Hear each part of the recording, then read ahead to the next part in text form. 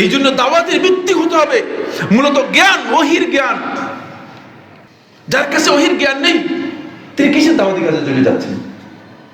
পৃথিবীর কোনো আলেম তার জন্য দাওয়াত দেওয়ার বৈধতা দিয়েছেন আমার জানা নেই। ভুল, মহাভুল। তিনি কিসের দাওয়াতি কাজ করবেন? দাওয়াতি কাজ করবেন যার কাছে ইলম আছে, তিনি দাওয়াতি কাজ করবেন। রাসূলুল্লাহ সাল্লাল্লাহু আলাইহি ওয়াসাল্লাম সাহাবায়ে কেরামদেরকে প্রেরণ করেছেন, আব্দুল্লাহ ইবনে মাসউদকে প্রেরণ করেছেন, তিনি সাহাবীদের মধ্যে আলেম ছিলেন। আলী ইবনে আবি তালিব রাদিয়াল্লাহু আনহু প্রেরণ করেছেন, তিনি সাহাবীদের মধ্যে আলেম ছিলেন। মুআয ইবনে জাবাল রাদিয়াল্লাহু আনহু প্রেরণ করেছেন, তিনি সাহাবীদের মধ্যে আলেম ছিলেন।